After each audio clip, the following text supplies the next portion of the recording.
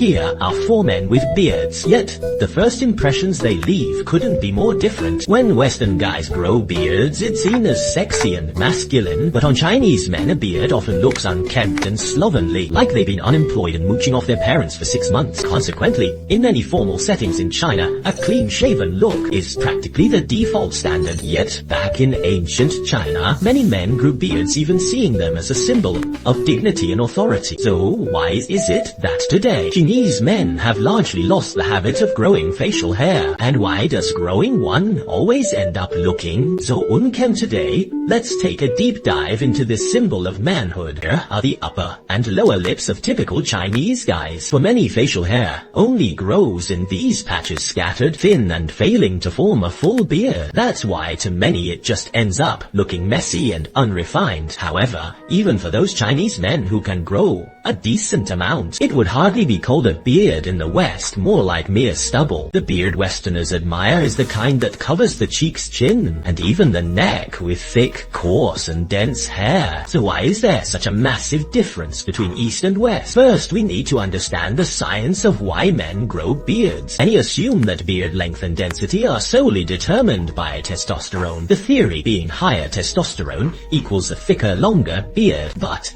that's not entirely true. While testosterone is indeed the primary androgen in men, affecting physical health and driving secondary sexual characteristics such as increased muscle mass, a deeper voice, and a broader frame, increased body and facial hair are also linked to testosterone. However, this correlation isn't absolute. If you were to take a King Kong Barbie to the clinic for a checkup, you'd find that her testosterone levels are actually quite normal, yet she still wouldn't grow a thick, dense beard like a man does. So the real key to the growth of beards and body hair is the hormone dihydrotestosterone, or DHT. Think of it as a supercharged version of testosterone. When it binds to hair follicles, it's more effective at driving the growth of coarse terminal hair. But the catch is, no matter how potent DHT is, it doesn't work the same for everyone. The more sensitive the hair follicles, the easier it is for fine vellus hair to mature into stiff stubble. For instance, some women have more prominent body hair, primarily because their follicles are more sensitive to androgens. However, East Asians generally have a lower follicle sensitivity to DHT. That's why most grow only patchy beards, or sometimes none at all. And DHT's influence doesn't stop there. It can also cause you to go bald. That wasn't a slip of the tongue. While DHT stimulates growth in facial hair follicles, it can actually cause follicles on the scalp to gradually shrink and wither. This is why many male hair loss medications, specifically finasteride, work by reducing the levels of DHT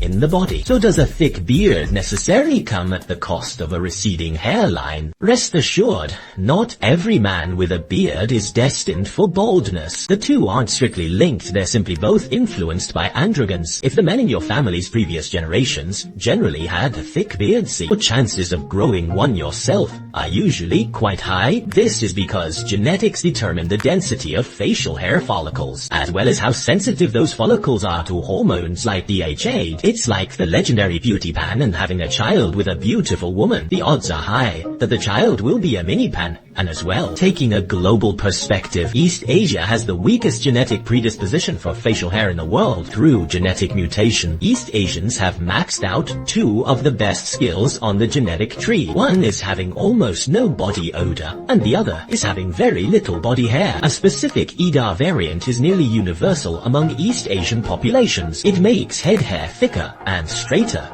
but reduces overall body hair. Most Chinese men's beards are sparse and concentrated around the mouth, cheeks, and chin.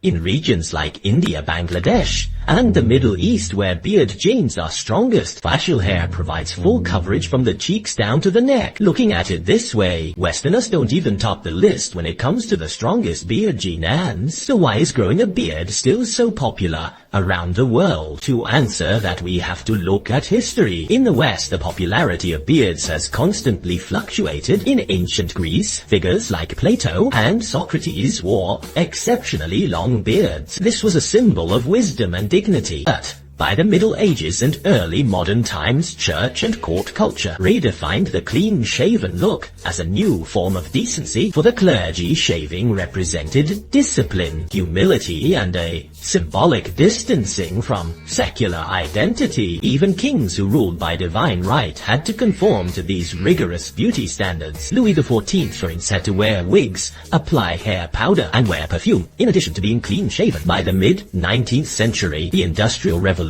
saw women entering the workforce and fighting for more rights. Consequently, men at the time felt their traditional masculinity was under threat. They grew thick beards to project a heroic, manly image, asserting their masculine authority. In China, however, shaving only became a mainstream practice in the modern era. In ancient China, influenced by the belief that one's body hair and skin are gifts from parents, shaving was actually used as a form of punishment. For instance, the character Nai that we recognize today was once a criminal penalty involving the shaving of facial hair. However, after the collapse of the feudal monarchy, the status of the beard plummeted, with the queues cut off. Traditional long beards were also labeled as old-fashioned. Men either opted for a clean shave or kept a very neatly trimmed mustache, shifting the aesthetic from beauty in beards to cleanliness in shaving. But is the lack of beards among Chinese men purely a matter of historical legacy, not entirely due to the Ida variant? Chinese men's facial hair is concentrated around the mouth with a much lower overall density. Many naturally grow wispy, H-shaped mustaches or goatees. As a result, growing a beard often looks more like a messy, unshaven look, which in turn influences how Chinese men choose to shave. Interestingly, a few years ago, Brown executives noted that 70% of Chinese men only use electric razors, whereas the opposite is true overseas. Phillips mentioned that in their key markets, 70% of men prefer